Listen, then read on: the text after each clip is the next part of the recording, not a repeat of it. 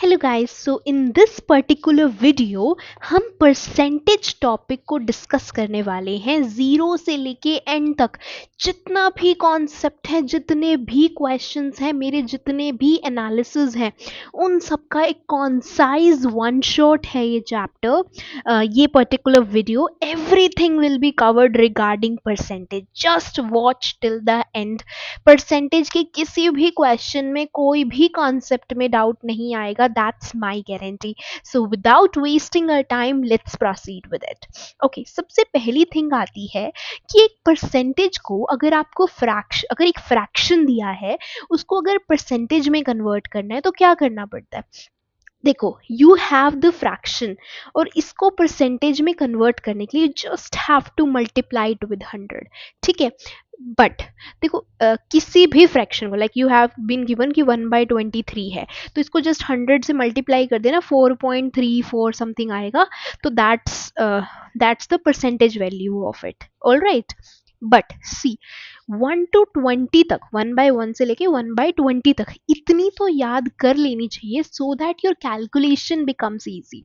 All right, तो हम याद करते हैं, हम इसको ऐसे 5 के बैचेस के अंदर याद करेंगे and then we will move forward with question. But इतना याद रखना है कि अगर नहीं याद आ रहा तो जो भी फ्रैक्शन आपको दे रखी है, just multiply it with 100 and you will reach at the percentage.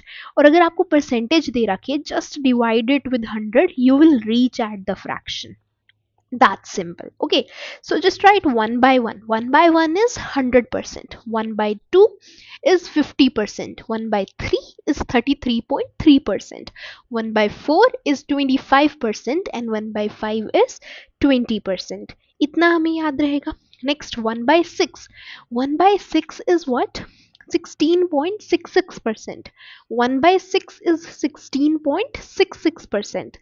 1 by 7, देखो 1 by 5 was 20%, 1 by 6 is 16.66%. Okay, 1 by 7 is 14.28%, 1 by 8 is 12.5%, 1 by 9 is 11.11%, 1 by 10 is 10%.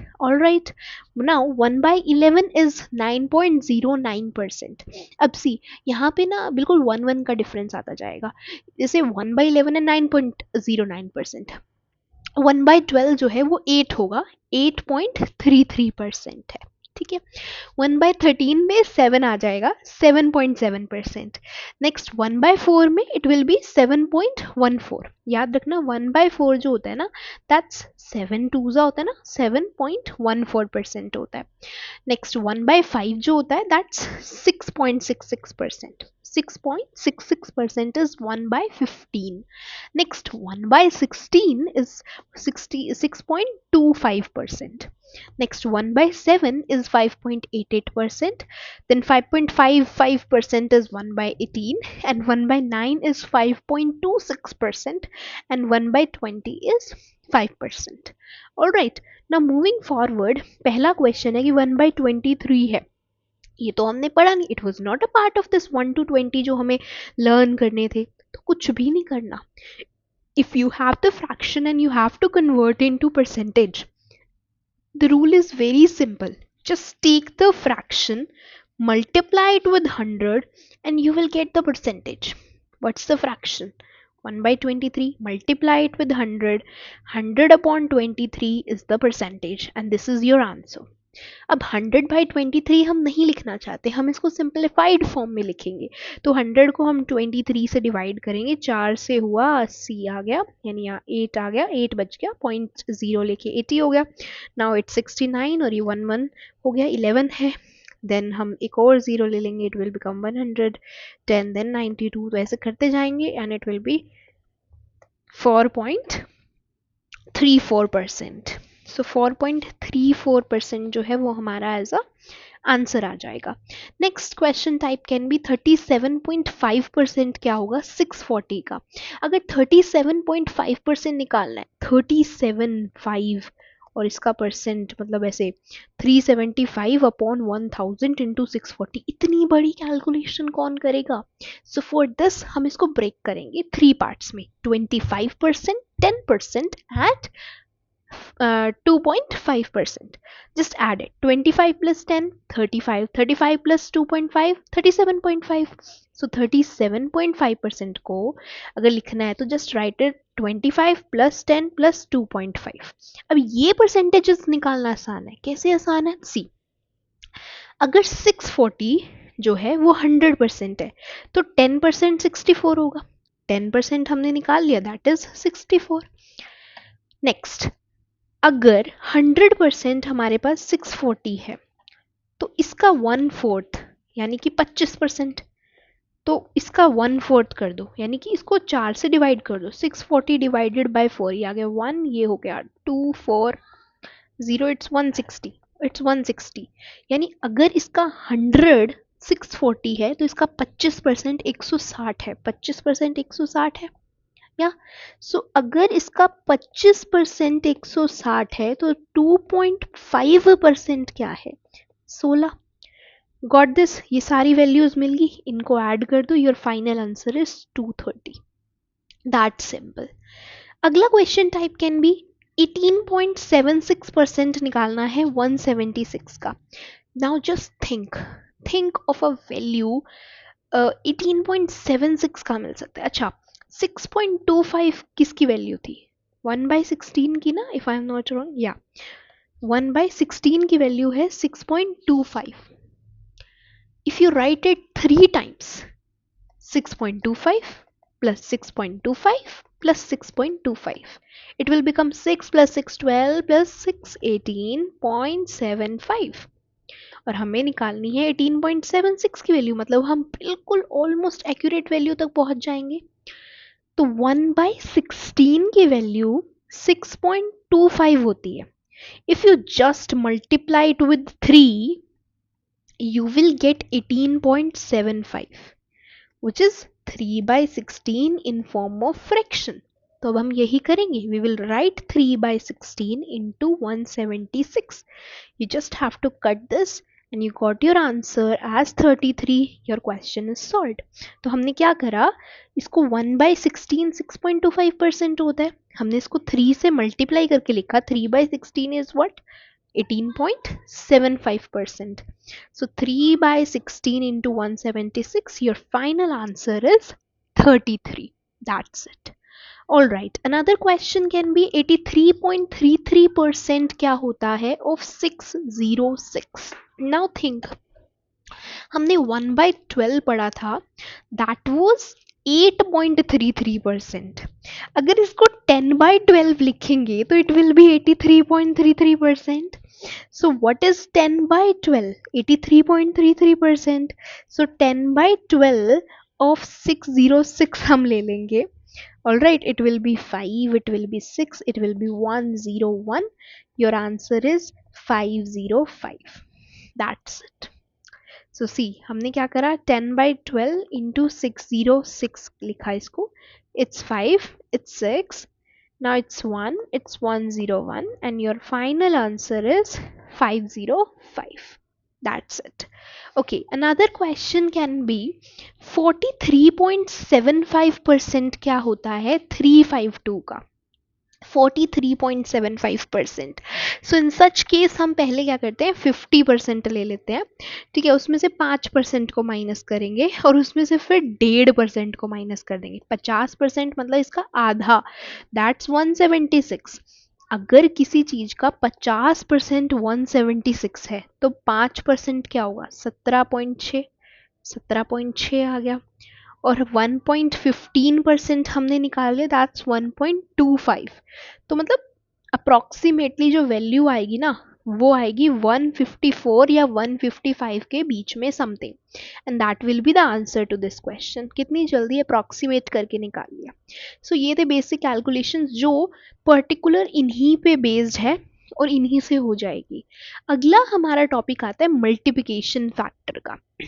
Multiplication factor क्या होता है, just imagine a number, any number, like you have a number 648. ठीक है, अगर मैं कहती हूँ ये जो नंबर है ना वो 37.5% से कम हो गया, अब ये नंबर क्या हो गया, मुझे ये बताओ. इसको करने की कोई इजी ट्रिक, मतलब ये नंबर जो पर्टिकुलर नंबर है 648, इसमें मैं कुछ मल्टीप्लाई नहीं कर रही, इसका कोई हिस्सा नहीं निकाल रही, मैं कह रही हूँ ये जो नंबर है ये नंबर 37.5% से गिर चुका है और अब इस नंबर की वैल्यू क्या होगी ये निकालना है।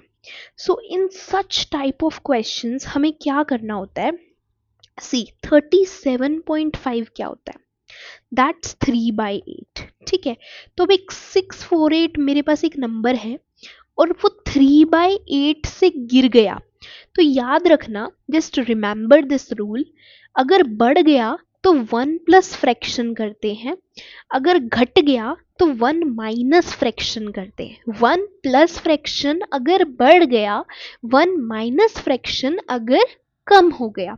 सो मेरे पास एक नंबर है 648, वो 3/8 से कम हो गया।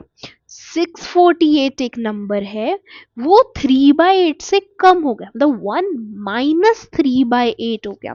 You just have to multiply with it, you have to write it like this, 648 into 1 minus fraction अगर कम हो गया तो 1 minus 3/8, your answer will be 648 into 5/8, your answer is 405. That's it. That's how these questions are to be done. एक और concept से समझते हैं। एक नंबर है 840, ये नंबर 7/8 से कम हो गया, मतलब 87.5% से कम हो गया। अच्छा मुझे बताओ, एक नंबर था 840 और अगर वो मैं कह रही हूँ 7/8 से कम हो गया, सो हम क्या करेंगे, 840 मल्टीप्लाई 1 माइनस फ्रैक्शन, मतलब 840 इंटू 1 माइनस 7/8, तो which is 840 into 1/8, that's it. क्या आएगा 1 एंड 5 आएगा, 15 आएगा ना, ओ 105 आएगा। दैट्स इट, बस हो गया। This is how you need to do the question. अगला नंबर है 1212। अब ये जो नंबर है ये हमारा 5/6 से बड़ा है, मतलब 82.33% से बड़ा है, जिसको हम 5/6 लिख सकते हैं। तो ये नंबर इतने से बड़ा है, तो अब हम यहाँ क्या करेंगे, नंबर लेंगे बड़ा है मतलब into 1 plus fraction, 1212 into 1 plus 5/6.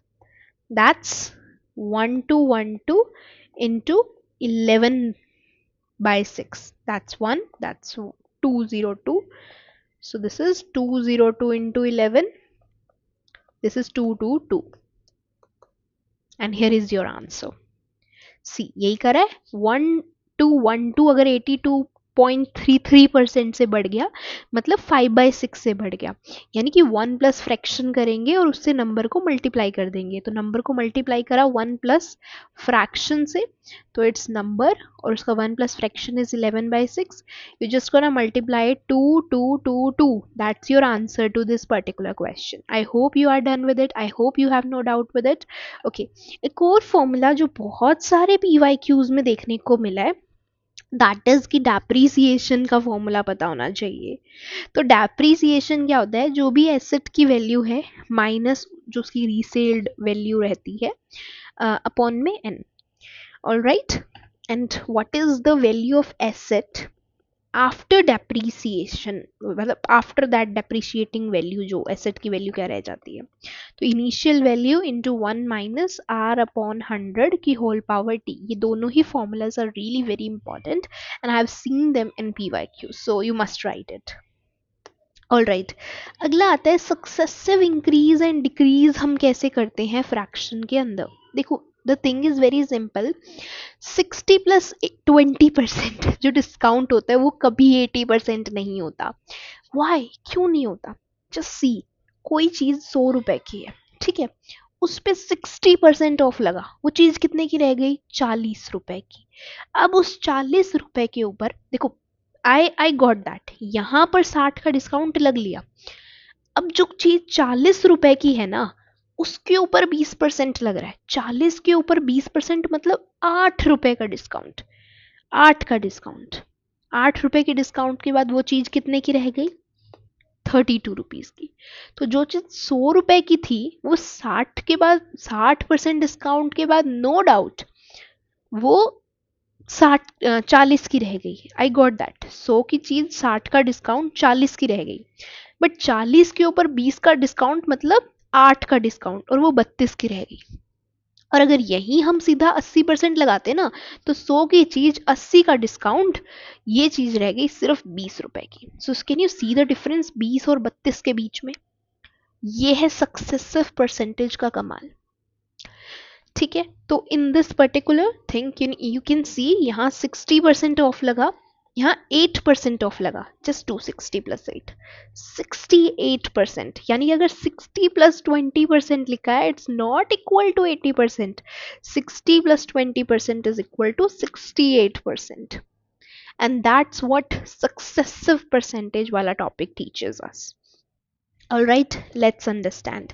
एक one more thing is that इसमें ऑर्डर मैटर नहीं करता। जैसे कि मैं कह रही हूँ किसी भी चीज़, कोई भी चीज़ है, वो सक्सेसिवली मतलब पहले 20% बढ़ी, फिर 5% बढ़ी, फिर 10% बढ़ी, इसमें ऑर्डर मैटर नहीं करता। आप कभी भी कोई भी परसेंटेज ले लो, but it is always advisable जो सबसे बड़ी वैल्यू, जो सबसे बड़ी होती है ना, मतलब जिसमें सबसे बड़ा इंक्रीज या डिक्रीज आ रहा है, वो वैल्यू सबसे पहले ले लो।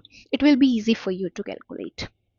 अब जैसे यहाँ सक्सेसिव इंक्रीज है 20, 10 और 5, यानी 100 की चीज 20% बढ़ी, 120 की हो गई।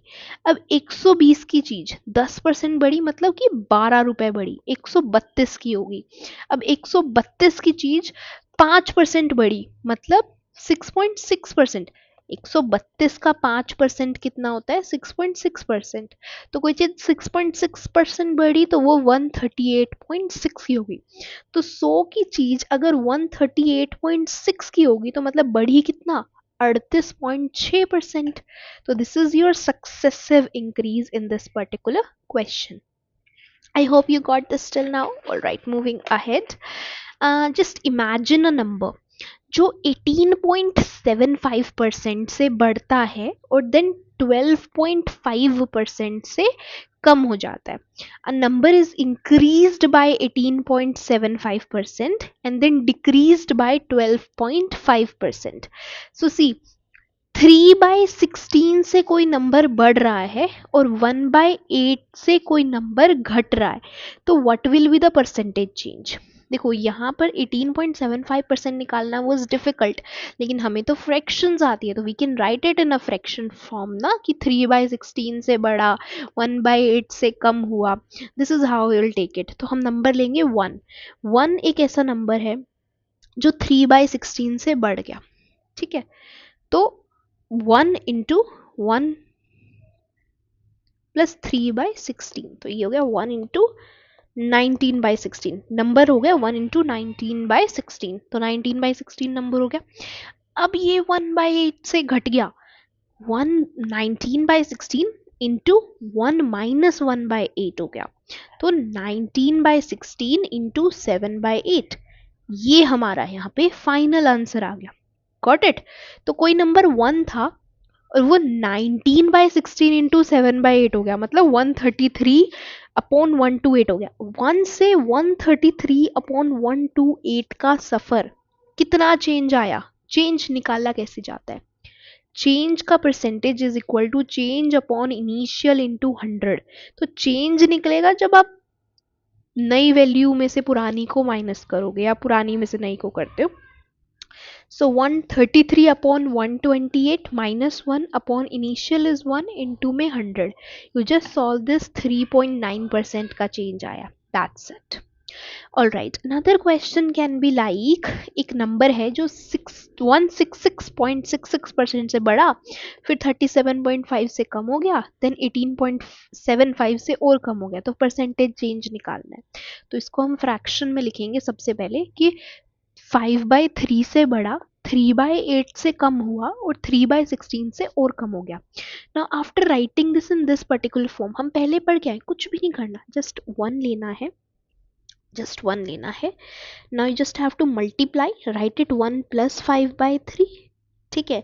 now again multiply, then write it 1 minus 3/8, again multiply, write it 1 minus 3/16, that's it। बस इतने को सॉल्व करना है and you will be able to reach 65/48।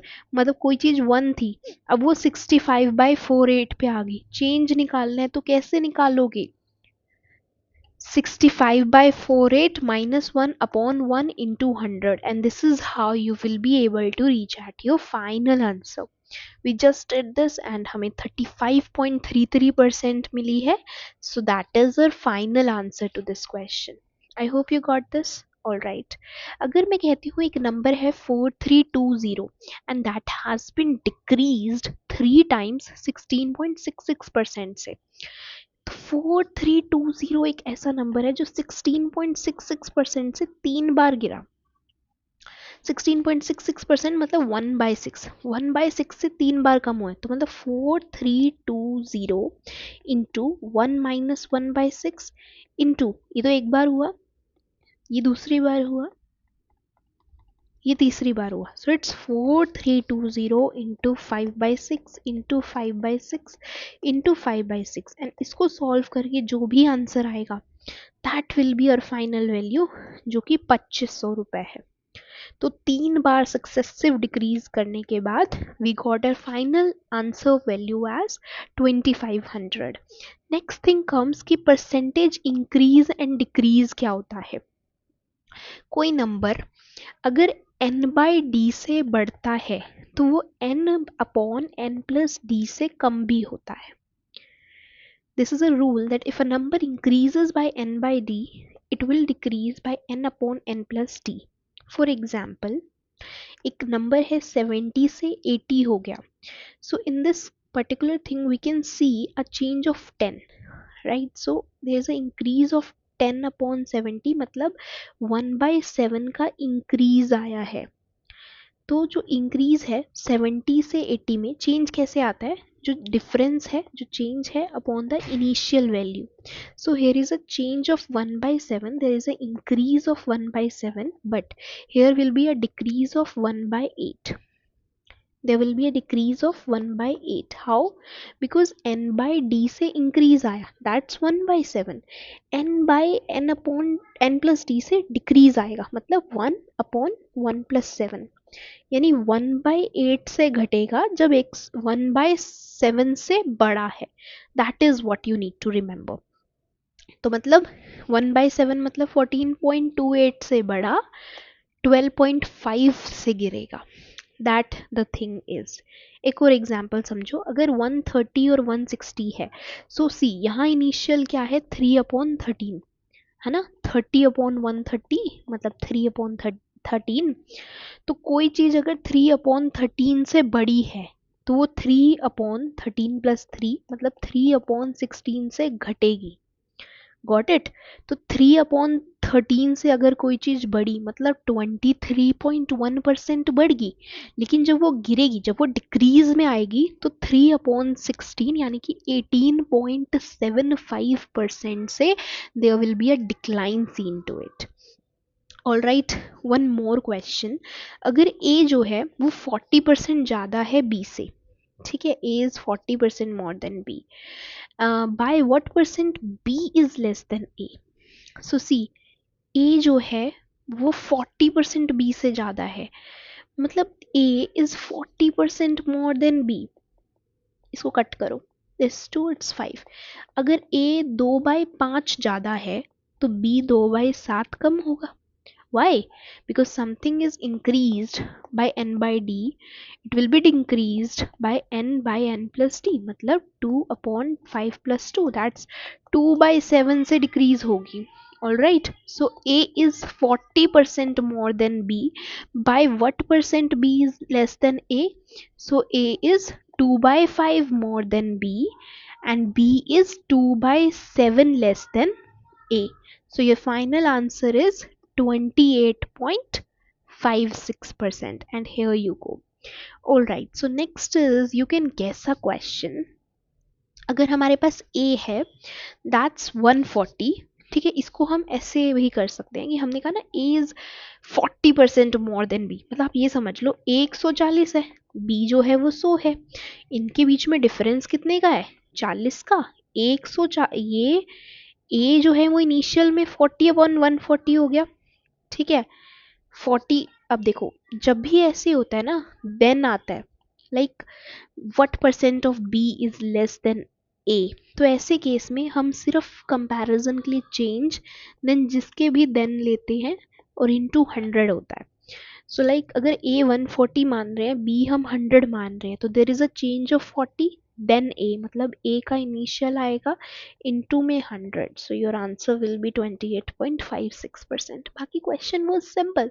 अगर हमारे वाले वे में करें तो इट वॉज वेरी सिंपल कि ए से बी में कितना इंक्रीज आया, 40% का आया, मतलब 2/5 का इंक्रीज आया, तो घटेगा कितना, 2/7 से। That's it, that's simple, you have to be with it.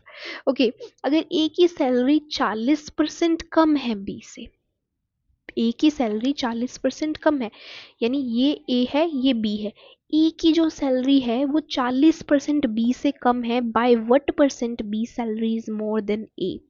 C, A यहाँ पर है, बी यहाँ पर है, ठीक है। सी, अब यहाँ पर वो बढ़ नहीं रहा है, वो घट रहा है 2/5 से, तो बी 2/3 से इंक्रीज हो जाएगा। वाई? बिकॉज जब डिक्लाइन है ना, decline is always N plus N, N N N by N plus D, तो हमेशा डिक्रीज ऐसे ही शो करते हैं। तो 40% कम है मतलब 2/5 कम है, तो बढ़ा कितना होगा, 2/3 बढ़ा होगा। All right, see thing is very much clear कि अगर कुछ कम है ना, तो वो हमेशा N upon N plus D से कम है, तो वो बढ़ेगा तो वो हमेशा एन अपॉन डी होगा। तो अगर 2/5 से कोई चीज़ कम है, इसमें से 2 माइनस करके लिखेंगे ना हम, तो यहाँ 2/3 से उसको बढ़ा के दिखाएंगे। Thing is that simple. तो अगर हमारा ए 2/5 से कम है तो हमारा बी 2/3 ज़्यादा होगा, यानी कि 66.66%। You can also do it like guess work करके। अच्छा, ए की सैलरी 40 रुपये कम है, ए की सैलरी 60 है, बी की सैलरी 100 है, we are comparing with more than A. A की वैल्यू 60 है, कंपेयर सॉरी जो डिफरेंस है इनका वो 40 है, ए की वैल्यू 60 है, बिकॉज कंपैरिजन तो अगेन ए से ही है ना, into 100, तो you will reach at your final answer, that's 66.66%। one thing that you should keep in your mind कि अगर कभी भी ऐसे चेंज परसेंट निकालना, जो चेंज है देन के बाद जिस भी पर्सन की बात हुई है उसकी इनिशियल वैल्यू इनटू 100। ऑलराइट, तो यहाँ पर आप देख सकते हो ए और बी की सैलरी में 40 का फर्क है, कंपैरिजन ए से ही है, तो अपॉन 100 ओ इनटू 100 एंड अपॉन में 60, and this is how you will be able to reach at your answer 66.66%। all right, okay, so just to remember this कि अगर n बाई डी से इंक्रीज है तो n upon n plus D से decrease होगा। Now one thing that comes कि ये एक इनवर्स रिलेशन है कि अगर कुछ बढ़ रहा है n बाई डी से तो n upon n plus D से घट रहा है। तो यही सेम चीज़ हमें प्राइस एंड कंजप्शन में भी देखने को मिलती है एंड एक्सपेंडिचर में भी देखने को मिलती है when expenditure is constant. So see, expenditure कब होता है, किसी पर्टिकुलर प्राइस पे हम कुछ पर्टिकुलर क्वांटिटीज़ में करते हैं।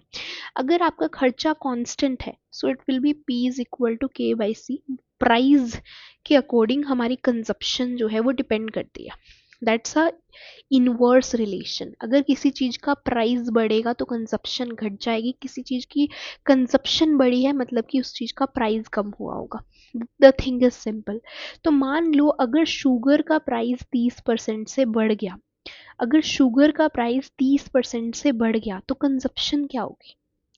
सी, 30% से अगर शुगर का प्राइस बढ़ गया मतलब 3/10 से अगर इंक्रीज आया है तो इट इज़ वेरी क्लियर कि 3/13 से डिक्लाइन आएगा। अगर 3/10 से इंक्रीज है, अगर n/d से इंक्रीज है तो n upon n plus D से डिक्लाइन आएगा। सो इफ शुगर का प्राइस इंक्रीज्ड बाय 30% तो कितने परसेंट से कंजप्शन घटेगी, 3/13 से। तो 3/13 into 100, your final answer is 23.1%। तो एब्सोल्यूट 23.1% से आपकी कंजप्शन घट जाएगी। So this was all about percentages topic. I hope the topic is clear to you. Thank you.